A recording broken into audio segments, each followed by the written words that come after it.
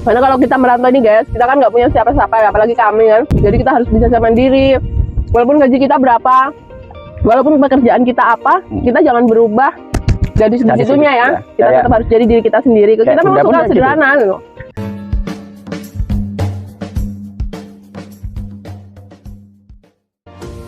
Come back to my channel, Marcenes Official. Bagaimana kabarnya hari ini? Semoga kita semua dalam keadaan sehat ya guys, dan juga diberikan rezeki yang melimpah. Oh ya, kali ini aku pengen muter-muter di daerah Tunas Industrial Park. Di sini ada apa aja? Ayo kita masuk ya. Oke guys, ini kita lagi muter-muter di daerah Tunas Industrial Park. Di sini juga banyak kali kenangan guys, ya kan? Nah, ini adalah PT-PT yang ada di Tunas Industrial Park. Sini ada PT Profesional Tekno Spesialis. Depan kita lihat semuanya juga PT-PT ya. Industrial Tunas Industrial ini ada 39 hektar ya kurang lebih ya. Dan di sini itu ada 85 bangunan standar perusahaan ya atau PT ya. Nah di sini semuanya disewakan. Nah yang menyewakan itu biasanya PT Katseng Indo Perkasa. Dia kan nyewanya di sini juga. Jadi ini kalau misalnya ada mesin-mesin atau apa, dia itu di situ untuk nyewanya. Nah ini PT Gimli Indonesia guys. Dulu aku juga pernah kerja di PT Gimli Indonesia ini, tapi tidak lama ya guys. Dan info terbaru di sini juga buka lowongan besar-besaran ya guys. Nah tapi khusus untuk yang sudah berpengalaman menjahit guys. Di sini adalah tasnya. Di sini PT Gimli itu luas banget guys. Dari ujung ke ujung itu adalah PT Gimli. Tapi di sini sewa ya guys. Nah ini lokasinya seperti ini. Ini sampai ujung adalah PT Gimli Indonesia. Jadi banyak kawan-kawanku di sini guys kerja di sini. Pertama, ayah juga ngelamar di sini tapi nggak diterima karena memang nggak sesuai. Ya nggak sesuai karena di sini dicari yang berpengalaman untuk menjahit. Ayah kan daftar office, cuman kan ijazah ayah kan memang pendidikan, bukan untuk perusahaan ya guys. Nah ini sampai ujung ini masih dimiliki oleh PT Gimli Indonesia. Di sini PT Gimli Indonesia ini merupakan terbesar ya guys. Ya, untuk perusahaan Jerman terbesar. Nah ini dia sampai akhir dulu ini dipakai untuk PT BBA, tapi sekarang mungkin masih dipakai untuk Gimli lagi ya guys. Oke ini yang untuk kawasan Gimli. Kita lanjut untuk yang sebelahnya ya guys. Ini adalah PT Coklat ya, PT Indonesia Coco itulah. Ini PT Coklat daerah sini ya guys. Baunya ini terasa banget. Agak seger kan? Ya seger-seger besar PT Coklat guys. Yang ini PT Coklat. Di sini juga aku ada kawan nih kerja di daerah sini guys. Ya banyak kawan ya, karena kita itu kan harusnya memang kalau merantau harus banyak-banyak itu ya jaringan biar kita itu aman gitu loh guys. Nah, pecat mau ada PT yang buka di lapangan kita bisa. Kita kasih info teman-teman, sini ada buka lowongan loh. Nah, kita tahu. Iya. Itu fungsinya berkawan itu, banyak informasi ya. Nah, ini nih PT-nya guys, banyak banget orang di sini. Mas kerja kayaknya lembur ya. Nah ini masih lembur nih PT-nya nih. Asia Cocoa namanya PT Asia Cocoa Indonesia. Oke, masih banyak lembur nih guys. Tuh bisa dilihat kan, PT-nya besar. Baunya udah luar. Di sini sepi ya kalau hari Sabtu dan Minggu. Sepi. Karena memang ini kan kawasan industri, jadi kan kalau Sabtu Minggu biasanya libur. Karena di Batam itu rata-rata sekarang itu harinya itu Senin sampai Jumat aja guys. Ya aku mau kasih tahu ya, dulu aku pernah juga ngelamar di sini. Ada 2 PT yang pernah aku lamar. Yang pertama itu Gimli pertama kali kita ke Batam ya. Nah yang kedua itu PT Vision Empire Indonesia. PT Vision Empire Indonesia. Nah di situ tuh aku udah berubah. Yang di Gimli itu aku ngelamar sebagai operator. Waktu itu belum bisa jahit ya. Jadi tapi tetap lamarnya itu umum, packing atau buang benang gitu lah guys. Tapi ada juga lowongan, maksudnya gini loh, diajarin dulu ya sama di training ya, jadinya kita bisa training awal-awal ini training. Ya pokoknya dulu tuh gitu. Banyak kali ya perusahaan-perusahaan itu kan karyawan, jadi kita nggak bisa apa-apa pun bisa di training terlebih dahulu, nggak kayak sekarang rata-rata perusahaan itu harus punya pengalaman. Kalau nggak punya pengalaman itu agak susah ya untuk kerja di Batam ini. Jadi untuk teman-temanku semuanya yang dimanapun berada, kalau memang berniat untuk pergi ke Batam atau merantau ke Batam, yang paling utama itu kita harus punya skill dan pengalaman. Skill itu penting, apalagi pengalaman, karena setiap perusahaan itu pasti nyarinya yang sudah berpengalaman. Dulu saya itu bingung, saya belum apa-apa, ditanya pengalaman gitu. Oke, aku mau tunjukin ya PT ku yang dulu Aku pernah manajer kerja di sini keuangan. menjadi finance manager. Aneh kan? Oke, langsung aja. Ini guys, ini dulu PT ku, tapi dulu nggak kayak gini ya, ini udah ditutup, kayaknya dipakai untuk gudang, sekarang udah disewa orang lain lagi. Nah, letaknya itu di samping Dispat Persis, Blok H gitu loh guys. Halo guys, ini lanjutin tadi ya, tadi udah muter-muter di kawasan Tunas ya, jadi kami mau santai-santai dulu di deket pantai ini ya kan. Sambil berbagi cerita. Berbagi cerita lagi ya, kami mau berbagi cerita lagi nih. Season kedua setelah kemarin. Setelah di ini ya, BPA ya. BPA kamu. BPA kamu. Bunda akhirnya kan terus ayah dapat email dari Batam Pos itu ya apa? Dapat lowongan kerja ya, baca-baca di Batam Pos yang dari Sabtu itu biasanya kami beli itu banyak lowongan di koran Batam Pos. Itu kayak mana Bunda? Oh iya, waktu itu ada lowongan nih guys. Di ini, di PT Vision Empire Indonesia itu buka lowongan, kayaknya perusahaan baru gitu lah. Syarat-syaratnya itu aneh, malah justru cari yang sudah menikah Menikah. atau sudah berumah tangga. Jadi kok lowongan aneh sih, apa sih ini ya, kata ayah kan bilang ya udah lamar aja. Jadi ya udahlah saya lamar lewat email ya kan. Finance manager. Lowongannya itu finance manager. Dulu masih kerja di PT BBA aku guys. Udah gitu ada balasan email ya, saya diterima, ya udah 3 bulan ya kayaknya. 3 bulan, 3 bulan baru ada pasca email. lamar ada email pakai bahasa Inggris gitu. Intinya selamat apa, semoga Anda sukses di tempat lain, begitulah bahasa Inggrisnya. Ya intinya nggak diterima. Berikutnya ayah itu masih kayaknya optimis gitu ya. Optimis pun kayaknya kok anehnya nggak diterima gitu, tapi perasaan ayah bakal diterima gitu. Jadi ayah masih tetap doa. Kan Bunda orang udah jelas nggak Udah diterima, jelas nggak diterima kok. masih didoain Doain untuk diterima. apa gitu kan? Terus besoknya lagi Bunda terus di PT itu tiba-tiba dapat telepon Di itu. telepon, di telepon sama itu kalau nggak salah Pak Erik. Pak Erik itu suaminya dari Bu Poni. Mereka itu yang Apa apa punya sih? kantor Kuasa hukum. kuasa hukum, kata untuk notaris. asal notaris kayak gitu di telepon. Ternyata apa namanya, Disuruh yang bagian nyari kerja gitu nyari ya. kerja, dia nyari pekerja atau HR lah bisa Karyawan. dibilang gitu, sekalian HR karena PT itu kan baru dan itu dari Singapura, jadi nggak ada kenal orang Indonesia. Jadi Bu Poni itu dari perusahaannya itu disuruh nyari karyawan. Nah dari situlah kami ditelepon untuk tes. Untuk tes. Datanglah kami tes untuk wawancara. Udah dijelaskan juga Dijelaskan makan apa gajinya sekian gitu ya. Itu langsung disuruh ke PT-nya. Ke PT-nya. Ketemulah di situ tuh sama pemiliknya, waktu itu direkturnya Pak Glover de Souza. Orang Portugal ya. Orang Portugal ya. Bisa bahasa Indonesia.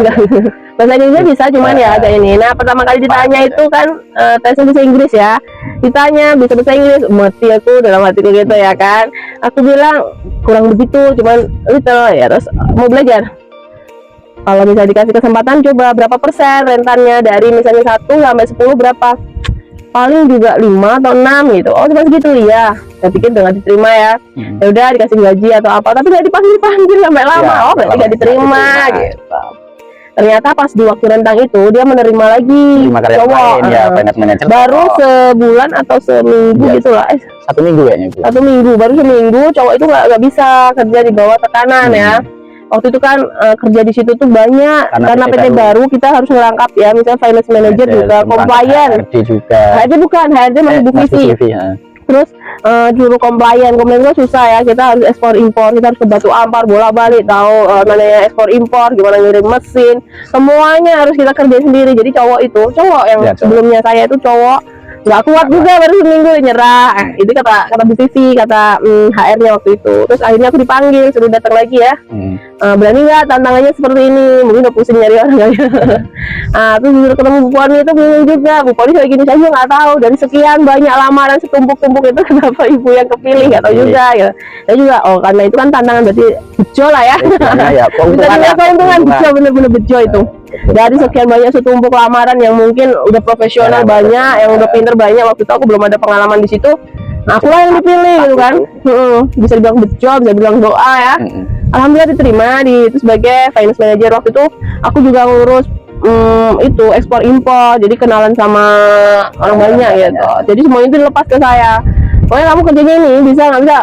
Bener-bener itu. Terus dikasih target berapa bulan Bu dulu? 3 bulan. Diterima. Awalnya gini kan dikasih di kontrak 3 bulan guys. Kalau misalnya kuat dan merasa sanggup, bagi bos merasa saya bisa mengerjakan itu, udah dilanjut langsung permanen gitu. Nah waktu itu kan gini ya, PT itu masih baru dan itu kan sama Singapura ya. Jadi untuk keuangannya itu harus merger gitu, nggak 100% Indonesia, nggak merger dengan Singapura juga ya. Ya, dan itu benar-benar baru gitu. Jadi aku harus bikin sistem sendiri. Gimana caranya? Bisa dipikirkan kan? Saya nggak pernah pengalaman di situ, tapi aku harus bisa membuat sistem akuntansi yang bisa merger dengan keuangan Singapura, karena dia harus di-mergerkan, kita harus disandingkan antara keuangan Singapura sama di Indonesia. Sedangkan itu kan udah pasti beda ya, pajaknya apanya semuanya beda itu. Dan alhamdulillah ya, kerja keras juga ya. Sampai Danes itu tiap hari pokoknya mbahnya ya, mbah saya lagi training 3 bulan pokoknya Danes urusin ya mbah. Iya, saya sampai nggak pernah ngurus anak guys. Sampai anak saya masuk rumah sakit aja saya nggak ini ya, nggak nungguin bahasanya, karena ya gimana kan training ya 3 bulan untuk. Laginya saya udah keluar dari PT yang lama, PT BBA. Kalau sempat ini nggak diperpanjang atau gimana, terus gimana saya dan keluarga? Makanya aku bilang maaf ya, Mbak, minta tolong banget urus anakku. Pas waktu itu di rumah sakit itu, saya nggak bisa itulah. Tapi ya untungnya dari BBA ke PT itu ya cuma jeda 1 hari ya Bun ya? Enggak kan gini, saya sudah diterima dulu, baru saya keluar dari PT BBA. Jadi saya hari jeda. Saat itu keluar besoknya sudah langsung masuk di PT yang ditunas itu ya, gitu.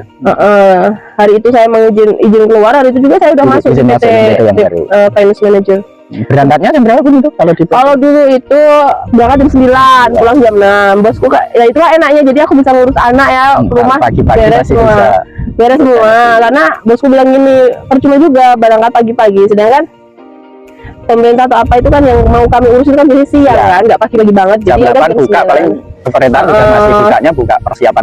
Karena urusannya kalau kayak aku kan biasanya ke pajak atau kantor bea cukai di Sekupang sana, Sekupang di Batu Ampar, jauh banget tuh. Nah itu tapi aku kan memang nggak bisa pakai mobil ya, nggak bisa naik mobil, tapi ada sopirnya. Jadi aku tuh udah bilang, kamu nggak bisa naik mobil enggak? Dan saya juga mampu kalau mau naik mobil, makanya saya nggak suka naik mobil sebenarnya.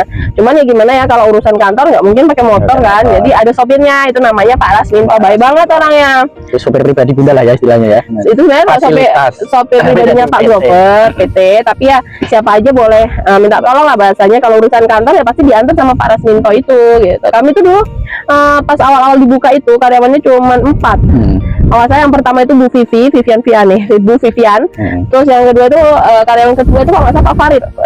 Habis itu Pak Lasminto atau Pak Lasminto dulu, saya juga lupa ya. Terus baru saya yang terakhir, kayak yang terakhir itu saya. Nah itu pas bangun office sebelum apa namanya produksi. Nanti setelah office-nya itu udah selesai, baru persiapan produksi itu kami mendatangkan tim ahli. Itu namanya Pak Wong, Mr. Wong, itu dari Cina. Dan nggak bisa bahasa Inggris, nggak bisa bahasa Inggris, nggak bisa bahasa Indonesia, jadi bisa itu cuma bahasa Mandarin, yang bisa itu cuma Bu Vivi. Jadi kalau kami komunikasi biasanya pakai Google Translate itu. Susah. Ya kalau ngomong aduh kami juga nggak paham tuh, baru ada rekrutmen karyawan. Bagian yang itu operator ya. Operator. Nah PT itu kan yang punya, yang dirikan itu join ya 3 orang. Yin Kai dari Cina, Kelvin Tai dari Singapura, Desa Usa ini Grover Desa Usa itu dari Portugal. Jadi 3 itu, dan mereka rata-rata agak bisa bahasa Indonesia. Yang paling bisa bahasa Indonesia mungkin Mr. Grover karena istrinya adalah orang Indonesia. Tapi itu pun nggak selancar ini ya maksudnya. Nah makanya di PT ku itu, karena semuanya rata-rata bahasa Indonesia nggak bisa, diterapkan wajib bahasa Inggris. Jadi kalau misalnya kita salah nggak ngomong bahasa Inggris, satu kata itu 1000. Jadi kalau hari itu didenda. Kalau sampai kita ngomong bahasa Indonesia, udahlah kena denda 1000. Nanti sorenya setelah itu bisa dipakai buat makan-makan. Uangnya buat makan-makan. Uangnya buat makan. Karyawan itu sih untuk belajar dulu juga sama susah gitu. Aduh nggak bisa Mister. Terus sering bolak-balik itu ya Bun, ke kantor bersama yang ngurusin PT itu, sering bolak-balik ya kantor bersama itu kan? Oh, PTSP ya, itu dulu ngurus perizinan atau segala macam. Nah itu kan kayak misalnya kita mau ekspor impor, itu kan memang harus ada dari, selain dari bea cukai, surat-suratnya itu juga harus ada gitu. Itu sering mondar-mandir ke DPM PTSP yang ada di Batam tuh, adanya di Batam Center ya. Itu 1 pintu, semuanya di situ. Nah itu udah sering bolak-balik di situ. Alhamdulillah orang itu juga udah pada kenal gitu dulu. Terus ambil itu Bun, yang ngurus PT itu ya? Ngurus dokumentasi. Terus apa? Yang akhirnya bisa mendatangkan mesin dari Cina itu memang kita yang untuk produksi itu ambil dari Batu Ampar itu ya? Iya, itu ngambil dari Batu Ampar. Itu pakai tenaga Takseng yang kemarin itu. Takseng itu ya? Nah, kita pakai itu. Jadi kita itu udah apa ya namanya, udah bayar semua lah, tinggal masukkan dokumen kita lengkapi. Dan itu aku masih di situ tuh masih lengkapi, tapi pakai pihak ketiga juga. Karena yang ngirim kan nggak bisa, kita kan PT baru nggak bisa mendatangkan mendatangkan mesin, nggak bisa, jadi harus pakai PT orang. Kita bayar itu legalitas mereka untuk mengirim barang-barang itu sih. Terus di situ berapa lama Bun? Kira-kira? Apa? Di PT itu berapa lama Bunda? 1 tahun ya kayaknya. Aku di Vision Empire itu Sebelum dari nanti yang 2016 akhir, bulan Desember ya, masuk tuh November akhir kalau nggak salah. Dan itu masuk situ pertama terima ijazah ya? Habis terima ijazah? Enggak. Wisuda atau enggak? 2016 itu bulan apa ya? Juni atau Juli gitu terima ijazah. Bisa wisdom Novembernya baru. November dapat. November baru di situ dapat. Dapat finance manager ya. Finance Dan manager. tetap setia sama motor Revo. Iya. Tak pernah ganti. Saya Ya? itu sering ya kena komplain dari bos gitu ya. Kamu finance manager, kenapa motormu itu nggak mau ganti? Nggak mau beli mobil? Jawaban saya cuma satu. Kalau misalnya saya beli mobil nih bos, apakah gaji saya akan dinaikkan? Untuk beli bensinnya, untuk beli mobilnya? Enggak kan? Selama itu enggak, saya akan pertahankan pakai motor saya gitu. Itu pertama. Yang kedua ya memang saya suka yang sederhana aja sih. Di perusahaan kita udah ada mobil kan, misalnya butuh mobil ya mobil perusahaan aja cukup. Jadi tetap kita itu tidak boleh berganti wujud ya Bun ya, istilahnya gaji sekian nanti pindah lagi beli ini, akhirnya kalau kita perantauan itu nggak baik ya buat keuangan. Karena kalau kita merantau ini guys, kita kan nggak punya siapa-siapa ya, apalagi kami kan orang tua ya apa adanya aja ya kan.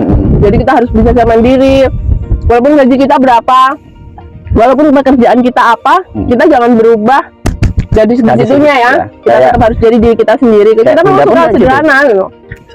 Bunda pun prinsipnya kan misalnya nih kayak yang Bunda sering bilang, walaupun saya finance manager ya, seandainya nanti saya dipecat dari perusahaan itu, terus tidak ada lagi lowongan finance manager atau lowongan office, ya saya akan kembali lagi ke operator lagi, nggak masalah. Saya tipenya bukannya gengsi ya, maaf ya.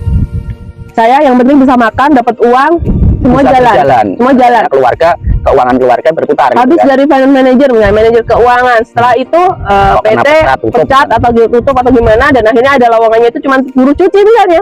Saya akan ambil. Atau kenapa harus malu? Kembali ke PBA lagi, jahit lagi. Nggak masalah. Lagi, gitu. Karena bagi saya itu, yang selama barang itu halal, ya udah. Mutar. Tolong nggak kesana nyari pinjaman aja enggak. Saya nggak pernah gengsi untuk itu.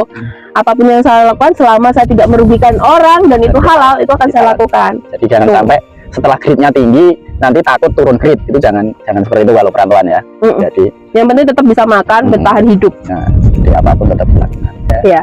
Oke guys, terima kasih ya udah ngikutin kegiatan kami pada hari ini ya, dari PT muter-muter sampai ke pantai. PT kedua nanti akan PT kedua, ada lagi PT ketiga nanti seterusnya ya guys ya.